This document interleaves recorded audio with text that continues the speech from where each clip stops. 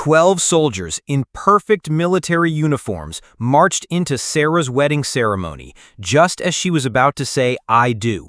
The entire church went silent. Her heart stopped.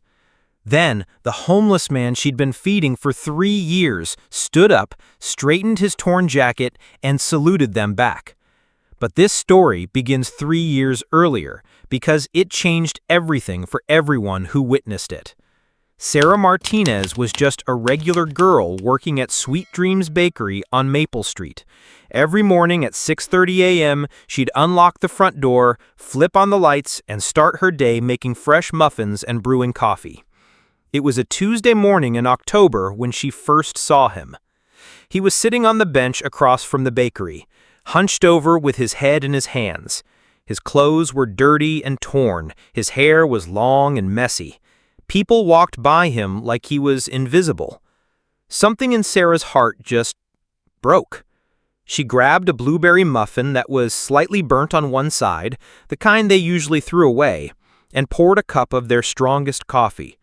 Her hands were shaking as she walked across the street. "Excuse me," she said softly. "Would you like some breakfast?" He looked up at her with the saddest brown eyes she'd ever seen. They were kind eyes, but filled with so much pain that she almost cried right there on the spot. You want to give this to me?" he asked, his voice rough, like he hadn't used it in days. "Yes," she said, sitting down next to him on the bench. "I'm Sarah. What's your name?" He stared at the muffin for a long time. "People call me Joe," he finally whispered. "Thank you, Sarah. This is really kind." They sat there in comfortable silence while he ate. When he finished, he carefully folded the napkin and handed her back the empty coffee cup. "Same time tomorrow?" she asked. His eyes filled with tears. You do that?" "Of course." And that's how it started. Every single morning for 3 years, Sarah brought Joe breakfast. They'd sit on that bench, and slowly, day by day, he started opening up to her. Not everyone understood what Sarah was doing. Her coworker Lisa thought she was crazy. "Sarah, you can't keep giving away food to every homeless person. They'll never leave if you keep feeding them." Her mom worried about her safety. "Honey, you don't know anything about this man. What if he's dangerous?" Even strangers had opinions. Sarah remembered one morning when a woman in an expensive suit stopped her as she was crossing the street with Joe's breakfast. "You're encouraging him," the woman said, her voice sharp with judgment. "People like that need to get jobs, not handouts." Sarah looked at her, then at Joe sitting on his bench, waiting patiently like he did every morning. He always looked so hopeful when she saw her coming, like she was bringing him sunshine instead of just a muffin. "He's a person," Sarah said simply, "and everyone deserves kindness." The woman rolled her eyes and walked away. But Sarah didn't care, because Joe had become more than just someone she fed. He had become her friend. Over the months, Joe shared pieces of his life with Sarah. He told her about his love for old movies. "He used to watch them with my wife," he said one rainy morning, his voice soft with memory. "She loved the romantic comedies. I preferred action movies, but I'd watch anything just to see her smile." He talked about books he'd read when he could find them. Joe was incredibly smart. He knew things about history and science that amazed Sarah. Sometimes she'd bring him newspapers, and he'd tell her what he thought about current events. But he never talked about how he ended up on the streets. Whenever Sarah asked about his past, his eyes would get that faraway look, and he'd change the subject. "Some stories are too heavy to share over breakfast," he'd say with a sad smile. Sarah respected that. Everyone has pain they're not ready to talk about. 2 years into their daily routine, Sarah's boyfriend Marcus proposed to her. It happened right in front of the bakery, actually. Marcus got down on one knee just as Sarah was about to cross the street with Joe's breakfast. There was a small crowd of people watching, including Joe from his bench. "Sarah," Marcus said, his voice nervous but full of love, "you are the kindest, most beautiful person I know. Will you marry me?" She said yes, of course. But as everyone clapped and cheered, she looked over at Joe. He was smiling, a real, genuine smile, and he gave her a thumbs up. After the crowd dispersed, Sarah brought him his breakfast. "Congratulations," Joe said warmly. "He's a lucky man." "Thank you," she said, still feeling dizzy from the proposal. "Joe, I want you to know, even when I'm married, I'll still bring you breakfast every morning. This won't change." Joe's eyes filled with tears. "Sarah, you don't understand what you've meant to me these past 2 years. Your kindness, it's kept me going on the darkest days." She reached over and squeezed his hand. It was the first time they'd ever touched, and she was surprised by how strong his grip was. "You're my friend, Joe. Friends take care of each other." Planning the wedding was exciting but stressful. Sarah and Marcus decided on a small ceremony at St. Mary's Church, followed by a reception at the community center. 3 weeks before the wedding, Sarah had a terrible thought. What if Joe felt forgotten during all this excitement? She'd been so busy with wedding preparations that their morning conversations had been shorter. So she did something that shocked everyone. She invited Joe to her wedding. "You want to invite the homeless man?" Lisa asked, her voice high with disbelief. "Sarah, think about this. What will your family say? What will Marcus's parents think?" "I think they'll see that Joe is important to me," Sarah said firmly. Marcus supported her completely. "If Joe means that much to you, then he should be there. We'll make sure he has a good seat." But when Sarah invited Joe, he shook his head sadly. "Sarah, that's incredibly kind, but I don't belong at a wedding. I don't have nice clothes, and I don't want to embarrass you on your special day." "You could never embarrass me," she insisted. Joe smiled, but she could see the pain in his eyes. "Some boundaries shouldn't be crossed, sweetheart, but I'll be thinking of you and wishing you all the happiness in the world." Sarah was disappointed, but she understood.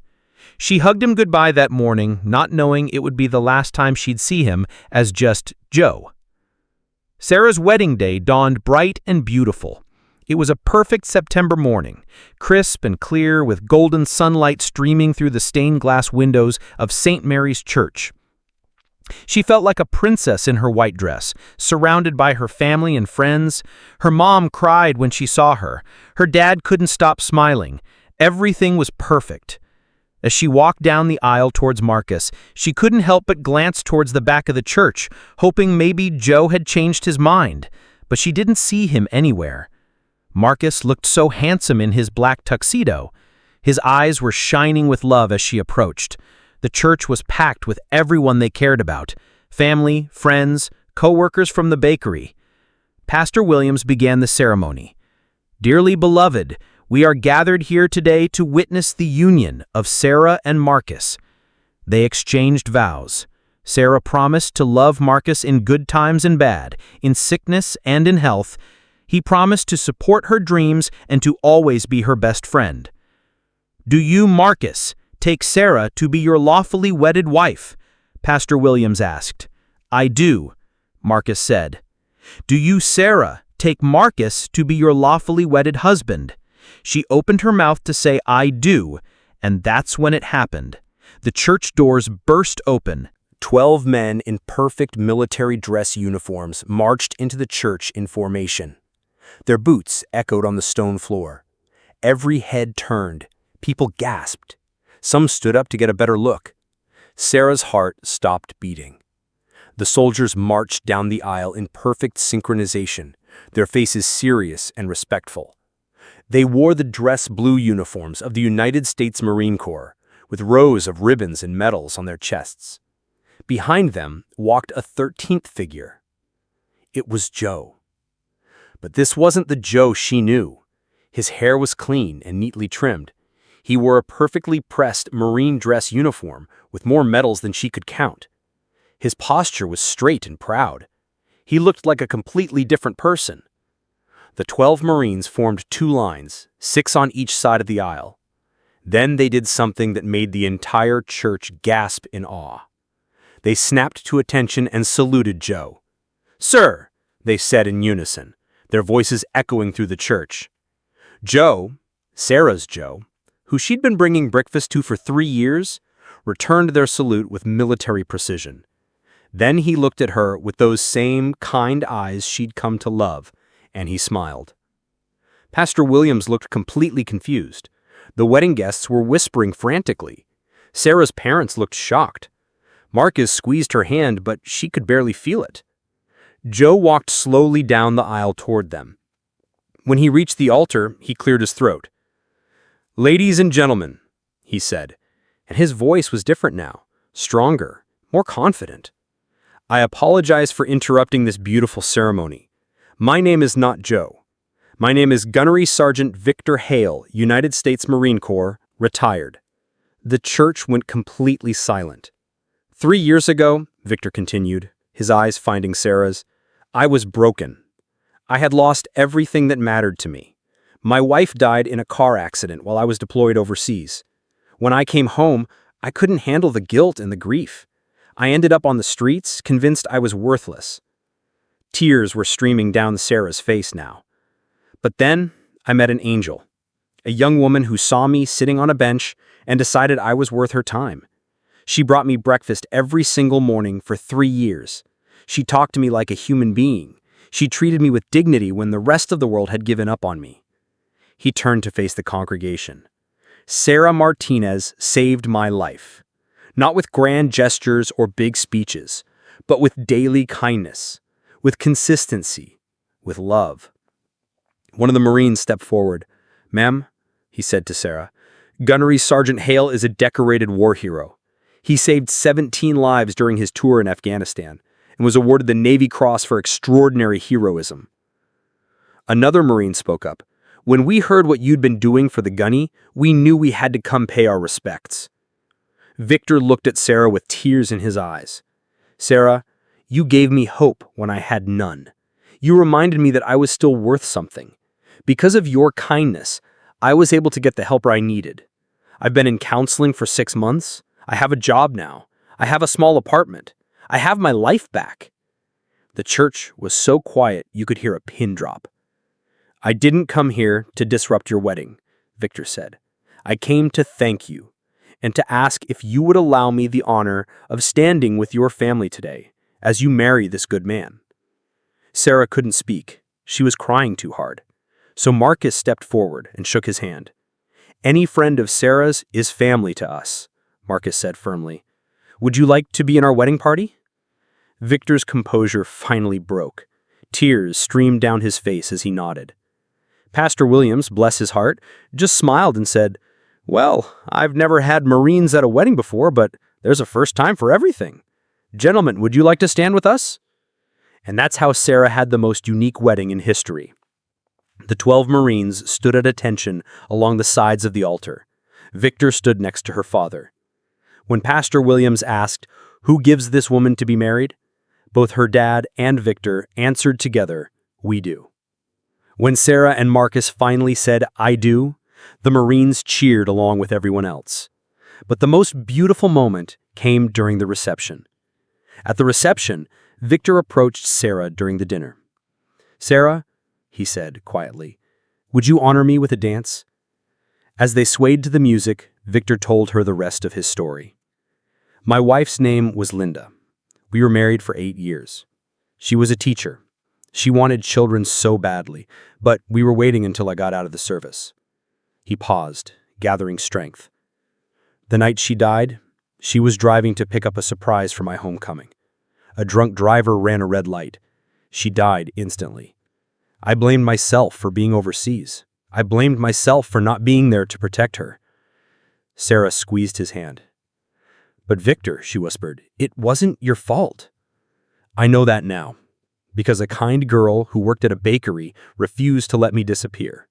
Every morning you reminded me that I mattered, that I was still human, that I was still worthy of love." They danced in silence for a moment. "What you did, Sarah, it wasn't just about the food. It was about seeing me when everyone else looked away. It was about treating me with dignity. It was about consistent, unconditional kindness." 6 months after her wedding, Sarah and Marcus started something they called the morning table. Every Saturday morning, they set up tables in the park across from Sweet Dreams Bakery. They served breakfast to anyone who needed it, homeless individuals, struggling families, elderly people living alone, anyone who wanted a warm meal and friendly conversation. Victor helped them every week. He'd sit with the newer people, the ones who were scared or ashamed, and he'd tell them his story.